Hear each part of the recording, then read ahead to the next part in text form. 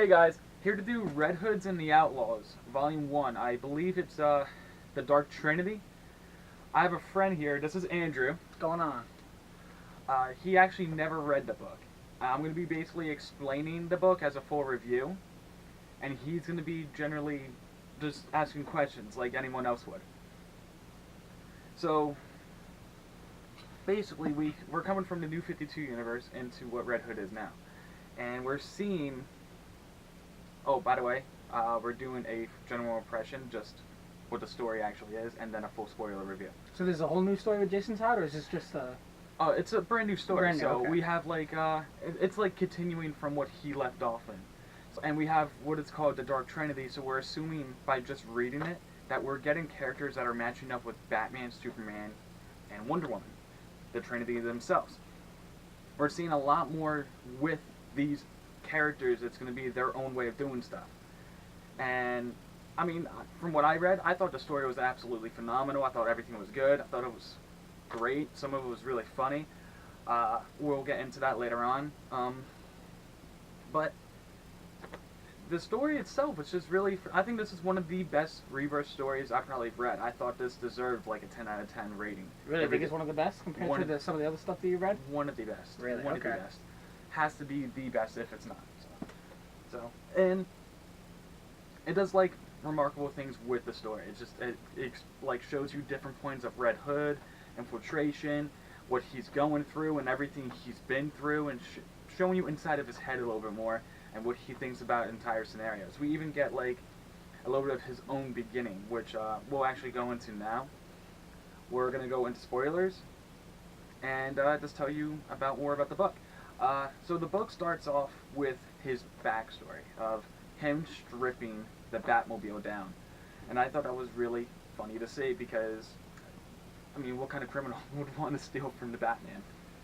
And I thought that was cool because we see more about Red Hood, well, Jason now, and then Batman's like, I'm going to ask you this question, just answer it honestly. Are you hungry? So he takes him out to eat because, you know, he doesn't exactly have everything going his way. So Batman helps him out, he takes him in, gives him a home, shows him the Batcave, he trains him. We all know that already. But now we're seeing modern day. We jump into modern day. And he's going into a place, guns blazing, to shoot at everyone, punches the mayor in the face, and Batman interferes. Batman comes there and he's like, hello, and he's like, great. He was like, if I was to be a liar, he was like, I tell you I'd have no fear facing Batman. He's like, but I do. I have plenty of fear. He was like, I should just run. He was like, but I never had experience with that. So he fights him. And he actually wins against Batman, which I thought was interesting. He has his vest, really actually beats him. Well, he uses a taser charge from his vest, and it tases Batman and knocks Batman on the ground for a few minutes. Gives him enough time to shoot the mayor in the face. Not bad. And I was like, I didn't know what I was like, damn. I was like, what is the mayor guilty of? Because Red Hood only kills people who are guilty. Yeah. Like, he doesn't like kill anyone just for no reason. He's not a blunt murderer. He has to have a reason to kill you. A vigilante with a reason, right? Yeah, it's like, think of Batman. Like, he's putting criminals away because of a reason, right? Yeah. That's what Red Hood is doing, and the only difference is he's willing to kill them. Now that makes sense, yeah. So, we actually get a little bit further ahead into the story. Batman confronts him, and he was like, you know, I checked on the mayor because you didn't kill him. He was like, but you cured him, so you shot him with a cure. You didn't shoot him to kill him. You shot him with an objection. Like, he had like a gun that was able to shoot like a tranq dart, except it was filled with a cure. And I thought that was really cool because he's on TV now, and everyone is like, "Oh, you're a murderer! Like, you just shot the mayor in cold blood." Black Mask, which, as I mentioned before, always part of Red Hood's story. Love Black Mask. Always part of Red Hood's story. Recruits Red Hood, and he's like, well, one of his goons recruits. So I didn't ask you. Do you have any questions so far yet?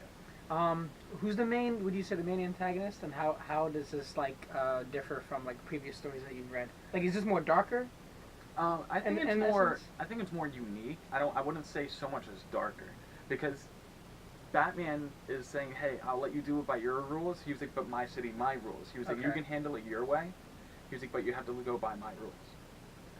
And it's really funny. I'll get into more about that though, because he's sitting there and he's underneath the Gotham City Police Station using their connection to Yeah, well, police yeah. database, and I thought that was really cool because he's sitting there like it's like the Batcave almost for him. Okay, yeah. It's just his own little bunker.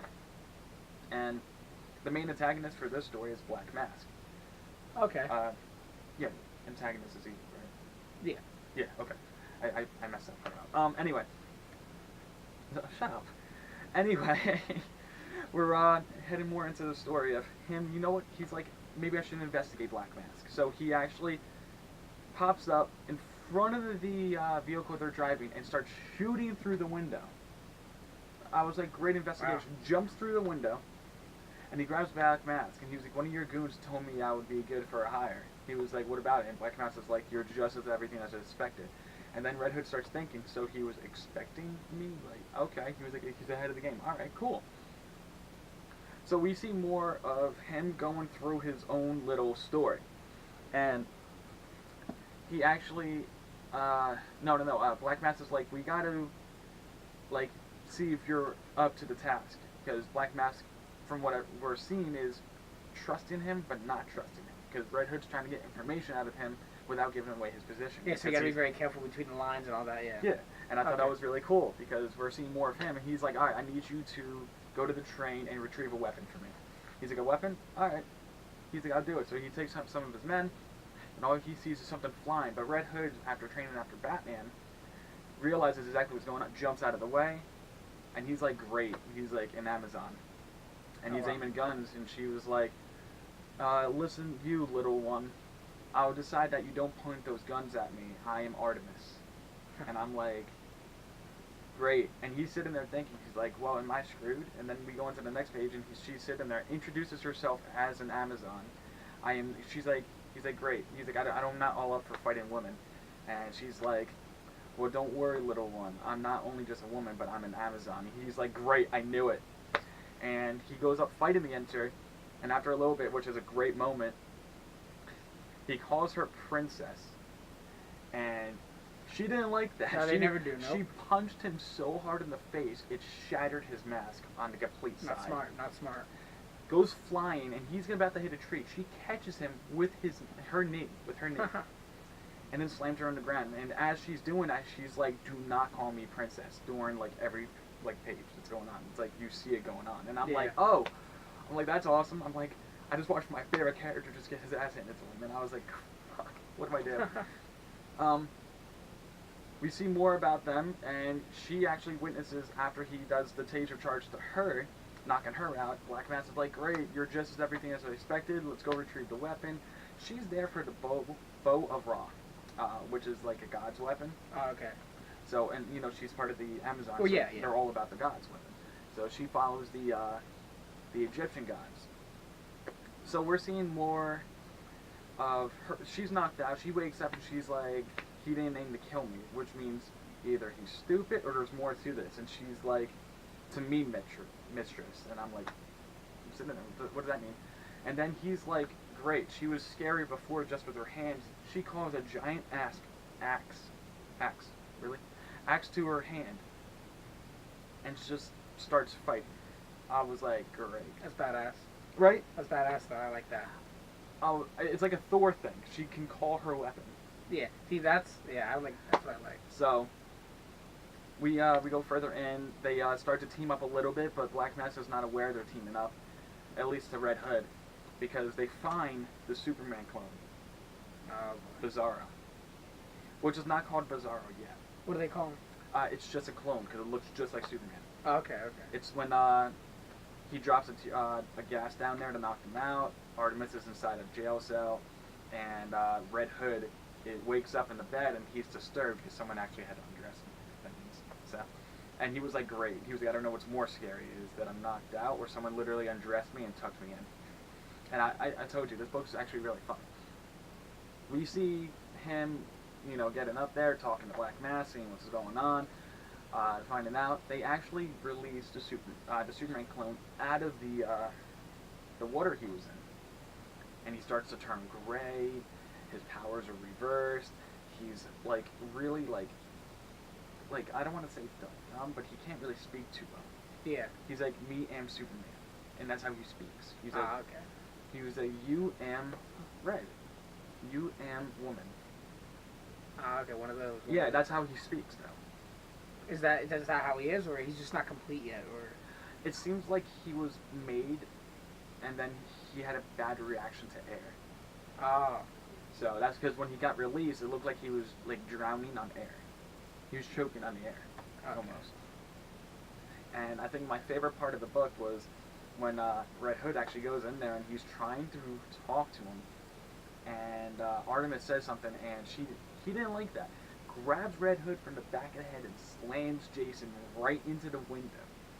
His face into the window. Like, he's sitting there and he's like, Bizarro's like mad.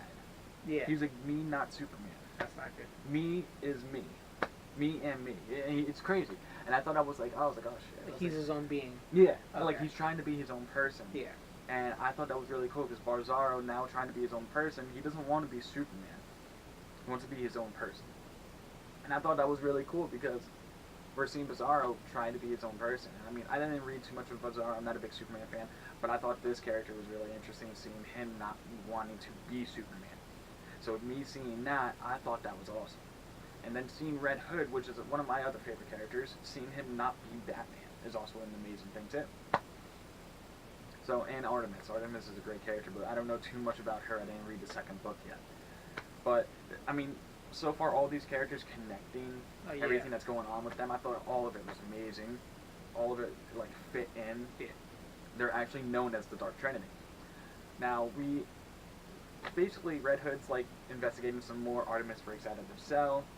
But the best part about all of this is Red Hood actually gets Bizarro to calm down. He, like, sitting there, he's, like, explaining, he was like, tell Pup what's wrong. And he's like, talking to him like if he's a child. And he helps him calm down, lays down. He was like, is Bizarro sleepy? Do you hear that? He was like, girl's heart? And he's like, no. He's like, Gotham City. It's your new home. Do you hear the cars? Everything moving, people talking. He's like into this new world. And yeah. Okay. And he's showing them everything. Fish out of water. I like that. Yeah, and I was like, that's really good. I was like, this is introducing, you know, it's showing you more of Red Hood's, like, on the spot thinking. Because now he's like, great. He's like, if I didn't do this, he could have really died. Because Bizarro is basically Superman, and he has the power to kill anyone. When you think about it. That is true. So, Red Hood, it showed you Red Hood can think on the spot. His skill is amazing. So Bizarro's definitely a highlight of the story. No, it's a Red Hood story. We gotta remember that. I mean, like, for a new character, is he, like, really good for... Oh, really good for a new character. Okay. I thought he was really awesome. I thought he didn't, like I said, he didn't play a big part. I mean, he was one of the major things that Black Mask was trying to get. And it seemed like he fit in the story so well. The hardest part was, after all of this happens, Black Mask is like, I feel like I can fully trust you. You're going to come down here with me. And then he blatantly tells him, he was like, he takes out, like, a weapon after talking to him. And Red Hood's like, what's that? He was like, you should know what this is. It's the same thing I used to inject into the mayor. It's the nano-mission. And then he injects it into himself, and he can control Bizarro now. And he's using Bizarro to fight against him. And, what's it called? Since Red Hood's outside the building now, he gets flying outside the building. Artemis comes back after trying to go on to her own mission. And is now fighting against Bizarro, and he's trying to fight against Black Mask. And it's like a 2-on-2 brawl. And that's cool. I thought that was awesome. And we're seeing more of bouncing back and forth, of fighting. Like Red Hood, I thought was going to lose. Artemis, I was sitting there, I was like, she's going to lose. Because she's sitting there, she's like pushing him back. He's like, what am you doing? She's like, I'm stopping you, or at least I'm trying to stop you. Because she's like going like this, and she's just going backwards. Okay. And I was like, oh, shit. Like, this is not looking good. A bunch of confrontation going on, fighting back and forth. They ended up breaking the control because Black Mask came down. Well, Red Hood led him down to the bunker as Bizarro and Artemis are still fighting, and he breaks the control, basically. Yeah. Because Black Mask looks like he's starting to die. And he's starting to, like, freak out. He lays on the ground. He was like, you made a... Oh, because you also remember how I told you Red Hood made a promise to Batman that he would play by his rules? Black Skull is like Black Mask.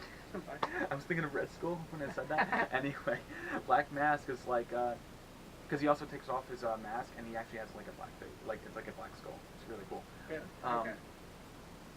I thought it was really cool. And he's sitting there and he's like foaming, he's like about to die, and Black Mask is like, you promised him that you wouldn't kill me, and Jason turns around and he's like, yeah, you're right, I did promise Batman I wouldn't kill you. He was like, but you're just dying, I'm not killing you. And he walks away, and I was like, oh my god. And then Bizarro actually, you know, everything kind of works out, because now he's not controlled, he's his own person again. Yeah. And, you know, they actually all team up again, and they're sitting there talking back and forth between each other, that they just technically saved this city, if not the world. And and Artemis is like, alright, I'm gonna go get my, I'm gonna go hunt down for my weapon. And Red Hood's like, well, would you like us to join you? She was like, this is a mission, quest for me to do. He was like, yeah, but everyone, you know, can use some help every once in a while. Mm-hmm. Plus, I kind of owe you. You kind of helped us out. She's like, fine, you can join me on this quest. But after this, I think we should separate as a team. And Bizarro was like, me see this happening. And then Red Hood's like, I totally agree with the big guy. And like, it's cool because that's how the book ends. Now I want to read the second one, and it's drawing me in. You know what I'm saying? Like, not a lot of the books did that. Well, do you have any questions about Red Hood after I just explained? What would you rate it out of 1 to 10? 1 to 10. 10? 10 out of 10? Wow, really? Okay. Actually, maybe a 9.5. 9.5? 9.5. Okay. I But had to be 10 out of 10. it had to be a severely realistic with the story. It's definitely a 9.5. I mean, there's nothing about this story that I did not like as a personal opinion. I mean, the art was strong. I thought everything was really good. It fit, you know, the dynamic feeling of him being an outlaw, him going outside the law. I think one of the best parts is he actually remembers when Bruce offered him food in the beginning of the book, because at the end of the book, he was like, Bruce, I'm going to ask you this question once and only once, so answer it honestly. He's like, what's that, Jason? And he was like, are you hungry? And he buys him a takeout, and they eat on top of the car. And I thought that was cool, because it's like bringing back a memory. Yeah. And I thought that was really cool. I like that concept. So it's like the friendship that you always had, but he has it like with him like a father. And I thought that was always a good thing, because Jason can do what Batman can't. Any more questions? Or nothing yet. You explained it pretty good.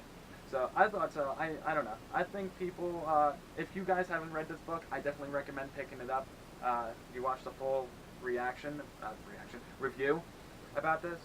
I hope you enjoyed it. I hope you guys like, comment, and subscribe. I'm trying to get up to 400 subscribers. We want to do a thing called Mad Libs. When we get up to 400, we're going to start doing that for you guys, for a little comical relief. It's just going to be a few of the guys. We're going to be meeting up. We're going to be reading off silly sentences and fill in the blanks if you don't know what it is. We're going to do a little experiment with it and see how it does.